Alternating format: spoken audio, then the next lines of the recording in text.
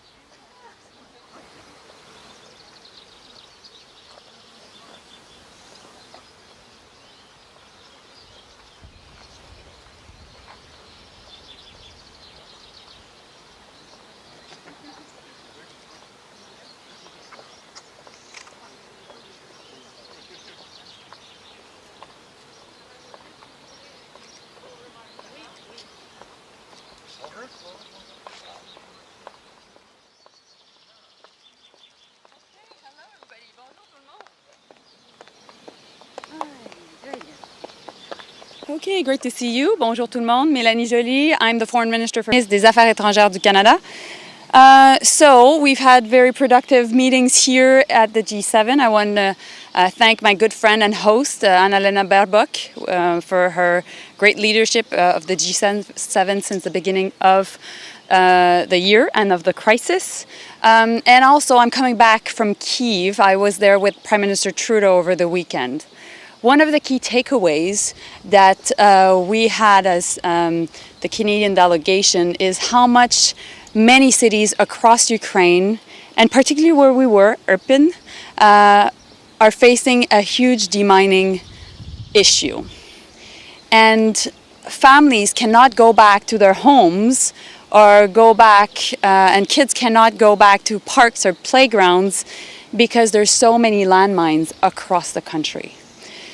Now, Canada has been spearheading the issue of landmines for years. There is an important Ottawa Convention on the question of landmines. So we have announced support to map these landmines across Ukraine and also educate the population. But we need to do more, and we will do more. And the reconstruction of Ukraine cannot be done without demining. Second issue I wanted to address with you is certainly the question of food security. We know now that millions of tons of grains are now stuck in silos across Ukraine. We need to make sure that these cereals are sent to the world. If not, millions of people will be facing famine, particularly in the Middle East and Africa. And in that context, Canada will help.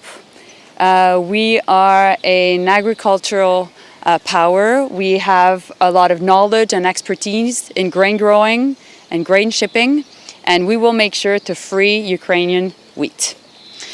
Donc en français, bear with me. Voilà, je reviens. Je tiens à remercier mon homologue, la ministre des Affaires étrangères, Anna-Lena Baerbock, pour son incroyable leadership tout au cours de cette rencontre du G7. Nous avons eu l'occasion de parler de plusieurs enjeux, mais particulièrement, tous les deux, nous revenons d'une visite à Kiev. Une des choses qui est inévitable lorsqu'on se rend en Ukraine, c'est de voir à quel point il y a une présence de mines antipersonnelles partout à travers le territoire. Et donc, dans les circonstances, puisque le Canada a toujours démontré un leadership en matière de déminage, et particulièrement sur la question des mines antipersonnelles, nous allons en faire plus et nous devons procéder au déminage de l'Ukraine pour permettre la reconstruction de l'Ukraine. C'est fondamental de procéder au déminage de l'Ukraine pour reconstruire l'Ukraine. Et dans les circonstances, nous allons travailler certainement pour cartographier les mines, mais plus que ça, pour éduquer et éventuellement déminer. L'autre enjeu, c'est certainement la question de la sécurité alimentaire. Nous sommes très préoccupés par les questions de sécurité alimentaire. Pourquoi? Parce qu'il y a des millions de tonnes de céréales qui sont présentement pris dans les silos à grains de l'Ukraine. Et pour faire en sorte d'empêcher la famine de plusieurs personnes partout à travers le Moyen-Orient, également partout à travers l'Afrique, nous devons faire en sorte de libérer les grains, d'acheminer les grains de l'Ukraine un peu partout à travers l'Europe pour éventuellement se rendre en Afrique et au Moyen-Orient. Le Canada a beaucoup d'expertise en matière, certainement, d'agriculture.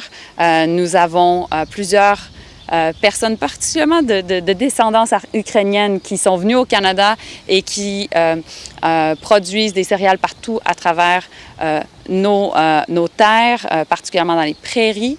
Et dans les circonstances, nous avons l'expertise pour acheminer le grain et aider les Ukrainiens à faire en sorte, justement, de se préparer pour la prochaine récolte. Parce qu'on doit libérer les silos à grains pour faire en sorte, par la suite, que la prochaine récolte puisse être entreposée. Donc voilà. Minister, Yes. question on NATO. Yes. Turkey has said it's might block the accession of Sweden to NATO. What is your message to Turkey? Well, our goal as a country has always been to bridge different realities. It is important that we have a consensus. We believe firmly that Sweden and Finland should accede NATO. I look forward to speaking with Jens Stoltenberg a bit later this afternoon. And we wish also that there not only be an accession of Sweden and Finland, but a quick accession, which is fundamental in the circumstances as Finland and Sweden are looking for security guarantees. Foreign Minister James Bay's Al Jazeera. There's a great deal of unity in the G7 in terms Indeed. of the opposition to Russia's war. What about the outcome, the eventual outcome? Chancellor Schulz had a call with President Putin. He said the number one priority was an immediate ceasefire. And yet he speaks to the Ukrainians, like sat down with Foreign Minister Kuleba yesterday afternoon. He said he won't accept any outcome that doesn't return all the territory from Ukraine, including Crimea. So there are differences on this. How do you bridge those differences and what is Canada's? Well, our position is that Ukraine should decide that. And it's up to President Zelensky and his government to decide what is a peaceful settlement because it is in line with recognizing their sovereignty and territorial integrity. And it is a democratically elected government, and they need to make sure that they're supported by their people when taking that decision. So they've said they want it all back. You support them. You will help them until they get it all back. We will work with the Zelensky government. We've been providing weapons. We've been imposing strong sanctions. And at the end of the day, this is a government that needs to take their decision. Meanwhile, what Canada is doing is that we're providing expertise and counseling to the Ukrainian negotiators. We've been working with them, we've been advising them, and it is important that they get the right security mechanism, but at the same time that they're well suited to do these negotiations. We all know at this point that negotiations at this time are not happening. Why? Because in order to be in a position of force at the negotiation table, they need to have hard power. They need to show strength also on the battlefield, and therefore hard power is fundamental before soft power in the circumstances. Yes? You spoke about the grain problem. What concretely is Canada and the G7 doing to get the grain out? And Canada is also pressing ahead on seizing Russian state assets. Were you able to convince your particularly European counterparts here that that's a feasible thing for them to do? I'll start with the end of your question.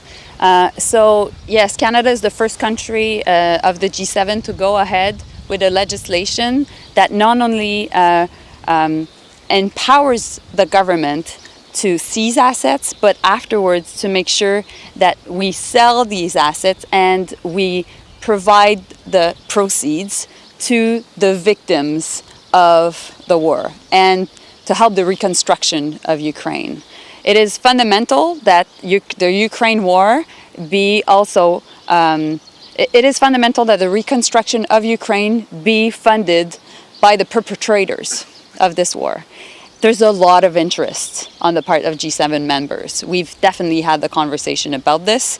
The US is already following suit on this as the Congress is discussing about it, but also the European Union is very interested as well. And on the question of food security, we will work with many countries to find a solution. But I would say also we are willing to send ship containers to different key European ports to provide the capacity and eventually send the grains to the Middle East and Africa. And I look forward to talking also with Tony Blinken later today about this very issue. Good? Aucune question en français? Mais je suis presque triste. Ok, merci beaucoup. Thank you so much. Thank you.